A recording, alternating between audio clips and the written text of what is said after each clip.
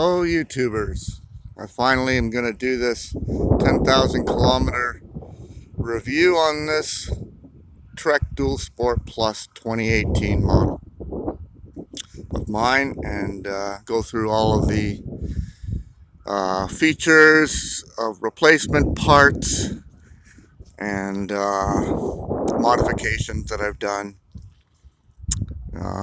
over the winter and over a little bit of last fall. So to get started, first let's just get to the odometer reading. It went off. So my odometer says, if you can read it, I don't know if it's going to show up.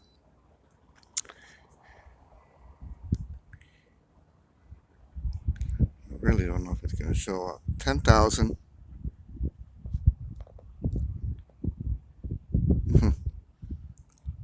348 kilometers. Okay. So a few things that I've done here is, well, I keep replacing these pads that go over the foam on my bar ends. They are affordable. You can get them at Dollar Ammo. They're just a doggy socks, basically. Velcro and reflective Velcro strap here. And I replace them about every three months, depending on how much riding.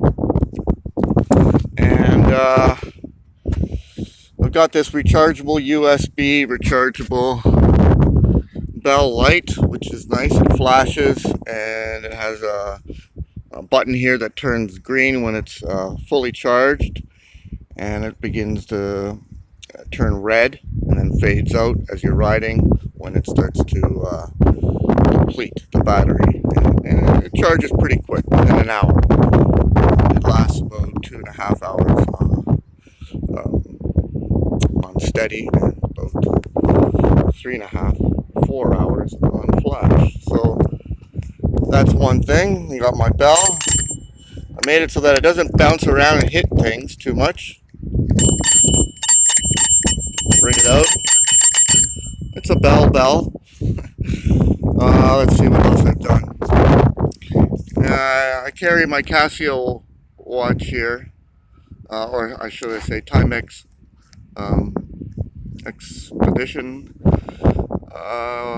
watch, just for an extra, in case I want to wear a watch sometimes when I'm not riding. I carry it with me. Down here I have a remote which has different light modes and is basically waterproof, and I keep it right tucked up in here, you see, and it actually shines right down, and it lights up the whole area around my bike as I'm riding, which is really cool. And I can have it change colors, slow or fast.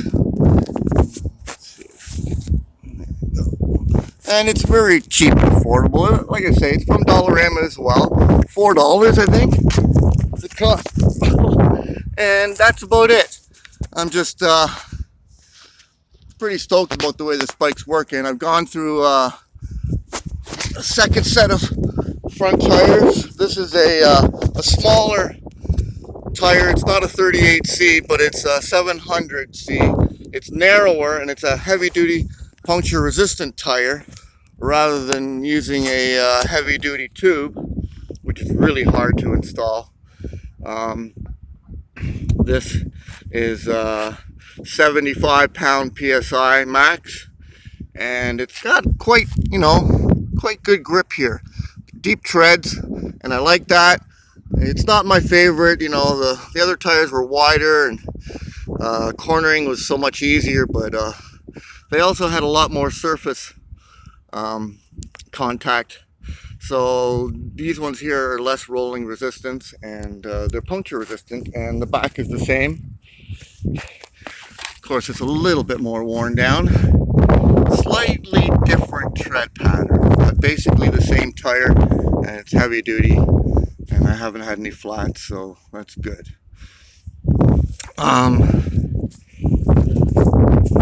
let's see. So I've recently collapsed one of my brakes, not this one, but that's the original. But over here I had an issue with something breaking off inside there, and it was unfixable. I'm sending it back to Shimano, but I doubt I'll get any response the way things are going now. So I bought a new one. I bought a Tektro. It was 150 installed, and it came with brand new brake pads as well, and caliper. All right. So, see, there you go. And performs admirably, just as well as the other one. Just looks a little bit different, but at least it's all black, right? And that's that. Other than that, I really don't know what else I can say that has changed on this bike, other than the fact that I've got nearly 10,000 plus miles on it, kilometers I should say. So that's my review of this bike, and I hope you like it. And there are no other reviews on the Trek Dual Sport Plus, so this is the only one that gives you any. I'm the only person that will give you a review. But what I'm going to be doing this spring is, this is my original cassette and my original chain.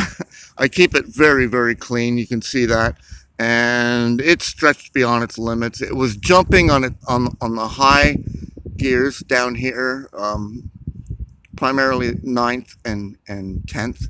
When I was in high mode, it would jump. It would just jump one occasionally when I was powering hard, and I was probably using the 500 watt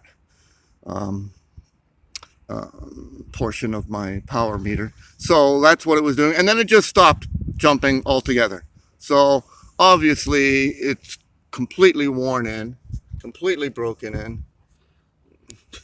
Yeah, worn in is more like it. So I'll be getting a new one soon.